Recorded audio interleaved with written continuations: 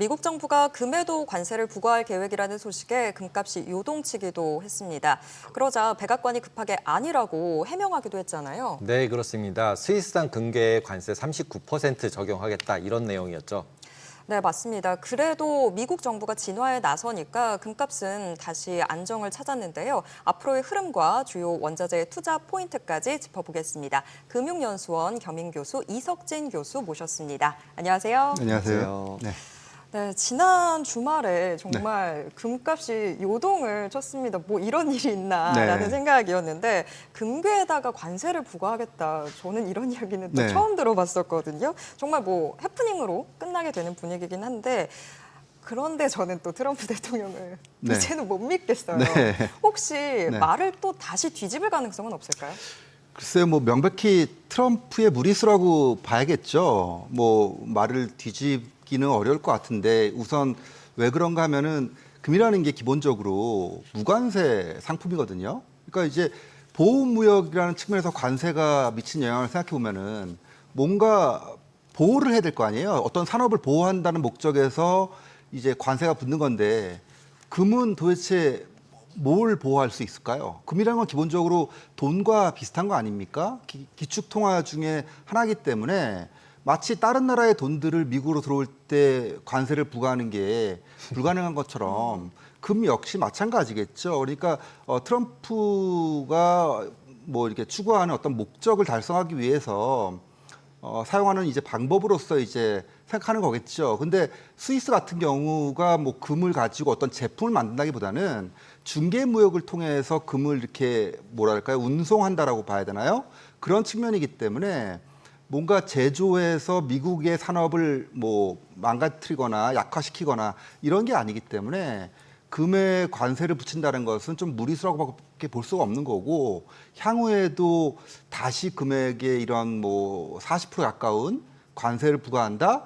그러면은 뭐 사재기라든지 부작용들이 더 커질 수밖에 없고요. 밀수도 또 심해지겠죠. 그래서 사실상 어떻게 보면은 무리수에 가깝다라고 봐야 될 것 같습니다. 실질적으로 금은 그냥 이제 매크로적으로 봤을 때 금리가 인상되거나 이제 금리가 빠지거나 미국 금리가 내려가거나 이랬을 때 안전자산 형태로 좀 이제 금으로 투자되고 이런 거였잖아요. 그런데 갑자기 이제 관세 얘기가 나오면서 구리 때도 그랬듯이 관세 붙는다 그러면 일단 올렸다가 없어졌네 그럼 관세만큼 올렸던 거 낮춰준 상태가 되는 거잖아요. 그래서 이번도 약간 그런 그냥 이벤트였다고 생각이 들면 이제는 관세 이벤트는 없어졌으니까 지금이라도 금을 그러면은 사야 되나? 왜냐하면 어차피 미국 달러는 가치가 없다, 돈 계속 찍는다 이러고 있잖아요. 그래서 금 투자하기에 지금 같은 경우 한 이제 지금 3,400까지 갔다가 조금 이제 빠진 상태인데 살만한 상황인가요? 글쎄요, 이게 지금 좀 애매한 상황인데요. 지금 금값이 한 6월부터 해서는 한 3,200달러대 중반부터 3,400달러대 한 후반까지 이렇게 왔다 갔다 하고 있는 좀 박스권 움직임이에요. 그래서 이 구간에서는 사실상 위험자산 선호 현상이 부각되면서 주가나 뭐 가상자산 쪽의 흐름이 훨씬 더 좋았죠. 다만 이런 위험자산 선호 현상에도 불구하고 금값이 빠지고 있지 않다는 점에 좀 주목할 필요는 있습니다. 왜 그럴까 생각해 보면은 결국에 이 관세와 관련된 이슈들이 하반기나 내년 상반기로 가면은 둘 중에 하나의 악재는 무조건 가져올 거라고 믿는 부분들이 있습니다. 그 두 가지가 뭐냐? 첫 번째는 인플레이션이겠죠. 그래서 지금 관세가 부과되고 한 3개월에서 6개월 정도 지나면은 결과적으로 미국 내의 소비자 물가는 오를 수밖에 없고 2차 인플레이션을 촉발할 가능성이 높다라고 보는 게 하나가 있을 것이고요. 두 번째는 결국 인플레이션이 지속되면 또 후반에 올 수 있는 것은 경기 둔화, 경기 침체거든요. 그러니까 미국 소비자들이 비싼 물가를 감당하지 못하게 되면은 소비를 줄일 거라는 이런 점들이 또 후속으로 나타날 수밖에 없는 상황이기 때문에 금이 가장 좋아하는 두 가지 시나리오, 즉 인플레이션과 경기 둔화, 이 둘 중에 하나는 필연적으로 올 수밖에 없다라는 것에 이 금 투자자들이 주목하고 있다. 그래서 금값은 빠지고 있지 않다라고 봐야 될 것 같습니다. 금값은 어느 정도 또 지지가 되고 있다. 근데 금도 지금 굉장히 많이 올라와 있지만 은값도 상당히 많이 또 올라와 있잖아요. 네.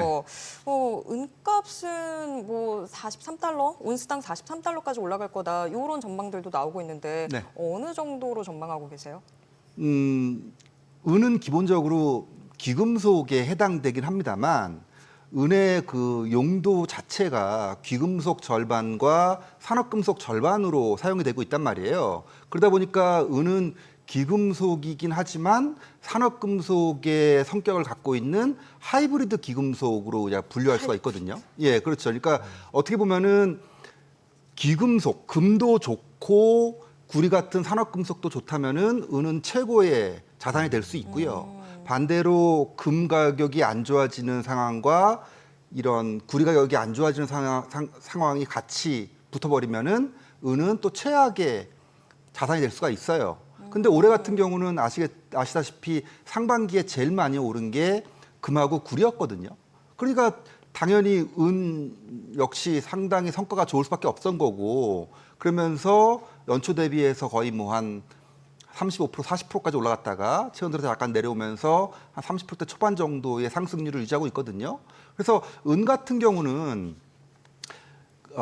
독립 변수는 아니에요. 종속 변수입니다. 그러니까 은 자체만 가지고 은이 좋아질 것이냐. 그거는 기본적으로 귀금속인 금과 산업금속인 구리가 동시에 좋아져야 되는 거기 때문에 그런 측면에서 우리는 뭘 봐야 되느냐. 은 투자하기 전에는 금하고 구리를 봐야 되는 거예요. 근데 지금 상반기에는 금, 구리 다 좋았는데 하반기로 가게 되면 지금 구리 쪽은 약간 부담스러워지는 구간으로 갈 수 있거든요. 여러 가지 지금 뉴스라든지 이벤트들 보면은 그렇게 봤을 때 은 가격이 지금 상반기에 이런 어떤 지속적인 상승 흐름을 계속 이어가면서 하반기로 갈 수 있을 것이냐. 저는 금보다는 은이 좋은 환경은 아니라고 생각을 해요. 최근에는 어떤 관세 이슈 때문에 은이 혜택을 본 거 있지만 이것은 기본적인 수급이라든지 경기 요인보다는 재료 요인이 가장 크지 않았나라는 측면에서 좀 생각을 하고 있고요. 그래서 뭐 은이 안 좋다라기보다는 은의 지금 속성상 금보다 좀 유리한 국면은 아닌 것으로 보인다. 이렇게 얘기할 수 있을 것 같습니다. 조금 아까 구리가 네거티브한 부분들이 있다라고 네. 말씀하셨는데 어떤 부분이 구리가 네거티브한 건가요? 구리가 관세의 어떻게 보면 핵심이었죠. 근데 그렇죠. 그러니까 뭐 이제 바꿔줬잖아요. 네. 구리라든지 철강 제품들에 대해서 미국으로 들어오는 거에 대해서 50%의 관세를 때리겠다라고 했었는데, 근데 이제 문제는 구리의 어느 제품까지 관세를 때릴 것이냐가 문제거든요. 네, 네. 그러니까 우리가 보통 산업금속에 대해서 이제 잘 모르시는 분들이 많다 보니까 산업금속이라는 건 그 광산에서 이제 광석을 캐겠죠. 그래서 다듬어 가지고 정광이 되고 이것이 이제 재련과 정련을 거치면서 뭐 조금속과 전기동 단계를 거치고 이렇게 간단 말이에요. 그러니까 이게 뭐냐면 결국 순도예요. 금도 우리가 순금이라는 게 있지 않습니까? 18K, 14K도 있고 마찬가지로 구리도 초반에는 99%의 그 순도가 아니에요. 그러니까 어느 정도까지 가면은 이제 이 조금속과 정련 재련 단계를 거치게 되면은 그때 이제 순 구리가 되는 거거든요. 전기동이라고도 불리우고요. 그러니까 요 단계까지가 사실 어떻게 보면 우리가 골드바라고 하는 것처럼 이게 바로 구리바 같은 거예요. 전기동. 금괴 같은 거죠. 그러니까 요 단계에서부터 관세를 때릴 것이냐, 아니면은 이거를 판이나 봉이나 관이나 선 같은 가공을 통해서 가는 반제품 여기서부터 관세를 때릴 거냐인데 시장에서는 구리괴 여기서부터 때릴 거라 생각했던 거죠. 그렇죠. 그러니까 선물 시장에서부터 엄청나게 투기를 시작했던 겁니다. 그리고 미국 입장에서는 미국에 있는 산업 입장에서는 빨리 사재기. 관세 때리기 전에 갖고 오자 해가지고 이 투기와 실제 수요가 맞물리면서 구리 가격이 올해 상반기에 40%까지 오른 거거든요. 근데 사실 구리가 우리가 닥터카퍼라고 하듯이 글로벌 경기를 가장 많이 잘 반영하는 금속이라고 본다면은 구리 가격이 40% 올랐다? 일반적으로 보면은 야 글로벌 경기 엄청 좋아진 거네.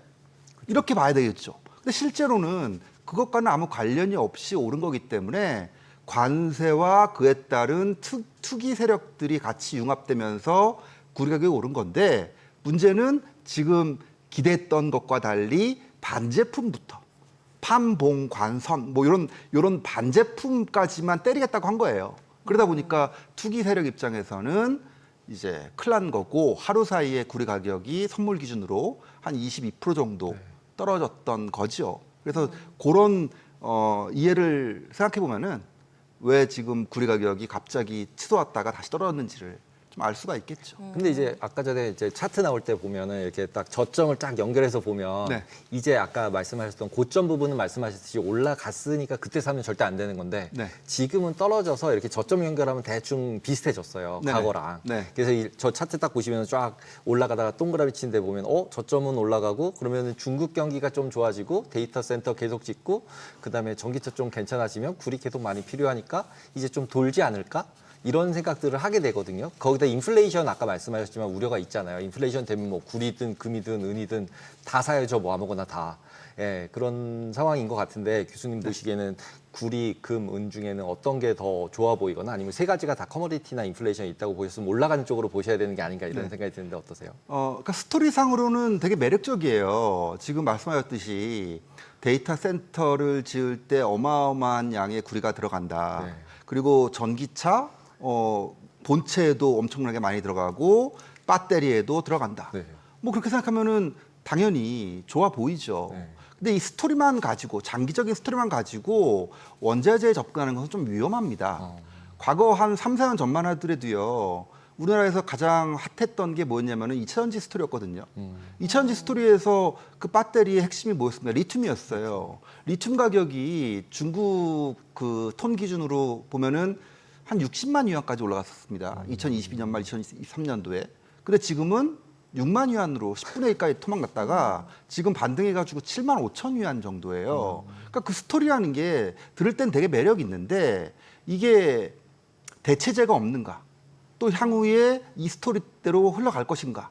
공급 과잉의 이슈는 없는가? 또 여러 가지 상황들이 놓이다 보니까 이런 장기 시나리오, 아름다운 시나리오만 가지고 원자재에 투자했다가 실제로는 결과가 안 좋았던 케이스들이 많아요. 그래서 원자재는 장기 투자로 접근할 수는 없습니다. 기본적으로 공급이 부족하지는 않아요. 또 마음만 먹으면은 구리도 더 생산할 수 있습니다.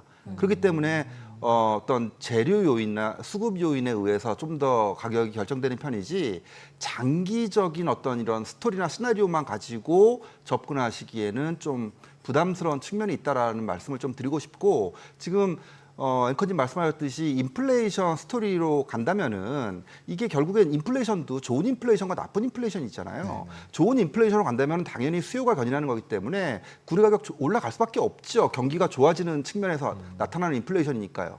그런데 그 인플레이션이 그런 인플레이션이 아니라 비용 인상 인플레이션이라고 본다면은 그것은 구리보다는 귀금속이 당연히 유리할 수밖에 없는 거고 귀금속의 왕인 금만이 인플레이션을 해치할 수밖에 없다라고 봐야 되지 않을까요? 네. 그럼 지금 이 원자재 시장에서 저희가 주목해야 되는 게 있다면 금 이쪽으로만 좀 집중을 해보면 될까요? 그러니까 장기 스토리로 가실 거면은 금 외에는 그다지 매력적인 원자재는 없어요. 그러니까 원자재라는 건 6개월, 1년 사이에 2배, 3배 뛸 수는 있습니다. 근데 3년, 5년, 10년 단위로 해가지고 몇 배 올라가는 원자재는 없습니다. 만약에 이 필수품인 원자재가 해마다 그렇게 2배, 3배씩 올라간다? 그러면은 전생에 망할 거예요. 원자재는 기본적으로 이 저항선이 상당히 강한 필수품 성격이 크기 때문에 장기 스토리에 어울리는 원자재는 사실상 금 외에는 없다고 봐야 될 거고요. 이렇게 단기적으로 뭐 기상 이슈라든지 이런 게 있을 때는 농산물 같은 것도 좋을 수가 있겠죠. 그래서 상황마다 좀 다르겠지만 스토리에 집중을 하신다면은 귀금속 스토리가 그래도 투자자 입장에서는 마음 놓이는 부분이겠죠. 네. 그러면 지금 이 시점에서는 금에다가 밑줄 쫙 쳐놓도록 하겠습니다. 오늘 말씀 여기까지 듣겠습니다. 고맙습니다. 감사합니다.